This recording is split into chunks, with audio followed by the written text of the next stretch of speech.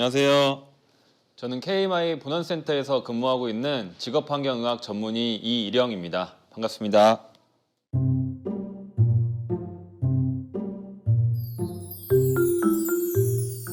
간은 우리 몸에서 가장 큰 장기이고요.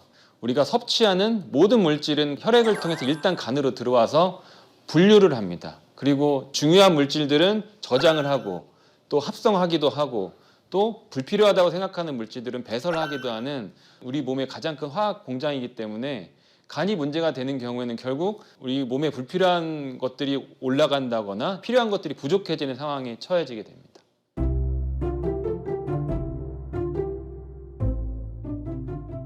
특히 간 기능 검사 항목이 너무 많죠. 그래서 제가 한 5가지 정도로 대략 구분지어서 설명을 드리겠습니다. 대부분 환자들이 간 수치가 올랐어요라고 병원에 오면 AST와 ALT 둘 중에 하나가 올랐을 경우에 이제 병원에 내원하게 됩니다. AST와 ALT는 주로 간세포에 있는 효소로서 간세포가 손상될 경우에 간염의 정도를 유추해 볼 수 있는 검사입니다. AST와 ALT가 올라갔으면 거의 간 질환 때문에 생겼다고 판단을 하고 있기 때문에 AST, ALT가 간 기능 검사에서 가장 중요하게 보고 있습니다. AST와 ALT는 대략 40 정도를 정상으로 보고 있습니다. 대략 2~3배 정도가 넘는 100 이상이면 이건 좀 심각한 질병이라고 판단하고 바로 내과 진료를 보고 복부 초음파나 복부 CT나 정밀 검사를 하게 권고를 하고요. 한 40에서 100 사이다 하면 간염이 있더라도 아주 심각하지 않을 가능성이 있기 때문에 한 달이나 아니면 3개월 이내에 다시 한번 내과에 방문해서 검사를 하고 검사 수치가 떨어지는지 상승하는지 확인하라고 저희가 말씀을 드립니다.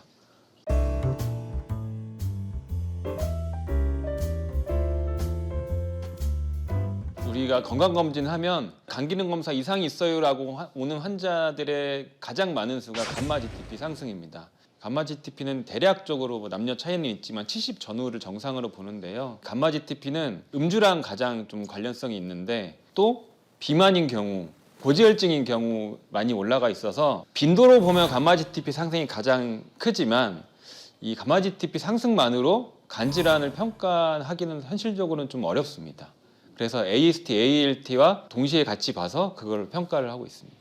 가장 흔한 게 AST와 ALT는 정상 범위인데 감마-GTP가 한 100 전후거나 혹은 200 이내인 경우가 제일 많습니다. 혹은 AST, ALT가 정상보다 약간 올라간 50 정도인데 감마-GTP는 100이나 200인 사람들이 가장 많은데요. 그런 분들을 이제 면밀하게 저희가 얘기를 하다 보면 음주를 좀 많이 하는 경우가 많고 또 운동량이 적고 복부 지방이 있고 이상지질혈증 있는 경우가 제일 많아서 그런 경우는 사실 그러면 우리가 간장약 하나 먹으면 해결될 거냐? 그렇진 않습니다.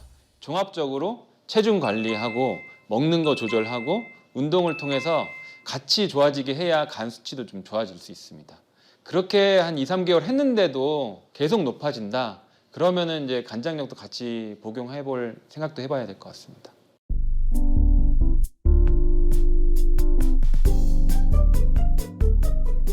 알부민은 단백질의 일종인데 간에서만 합성하고 있고 몸의 면역력이 많이 떨어져 있으면 알부민 수치가 많이 떨어집니다. 간질환이 결국은 간염에서 많이들 시작해서 간경화, 심하면 간암까지 가는데 간경화인 경우 간의 합성 능력, 저장 능력, 모든 능력이 떨어지면서 이 떨어지는 능력을 알부민이 감소한 걸로 평가를 하게 됩니다.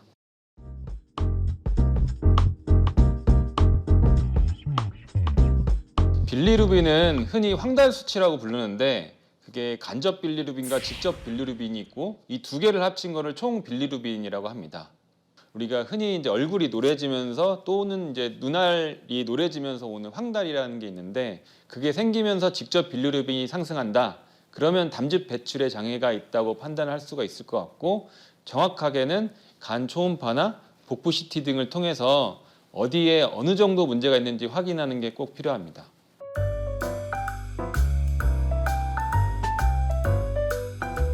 간 질환이 우리가 흔하게 걸릴 수 있는 질환은 바이러스성 간염이 있고 그리고 간 경화가 있고 또 독성 물질이나 혹은 한약이나 혹은 인증되지 않은 건강식품 먹었을 때 생기는 독성 간염이 있고 또 간암이 주로 있습니다.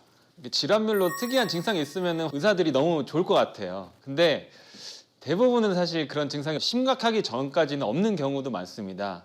다만 황달이 생기는 경우에는 직접 빌리루빈 상승 및 담즙 정체에 문제가 있기 때문에 황달 증상을 봤을 때는 바로 병원에 가셔야 되고요. 또 대부분은 사실 피곤하거나 아니면 좀 특별한 증상이 없는 경우가 많습니다. 다만 급성 간염인 경우에는 흔히 급격하게 몸이 피곤하고 몸살기가 아주 심하게 오고 황달이 생기고 열이 나고 이런 증상이 생길 수 있기 때문에 이럴 때는 바로 병원에 가서 진료를 보셔야 됩니다.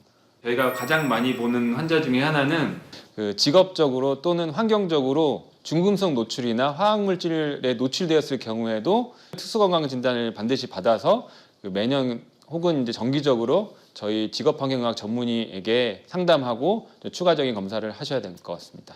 특수건강진단은 직업적으로 화학물질이나 중금속 노출 등이 있을 경우에 AST, ALT 그 외에 간 기능 검사가 상승할 수 있기 때문에 직업환경의학 전문의에게 받고 있는 건데요.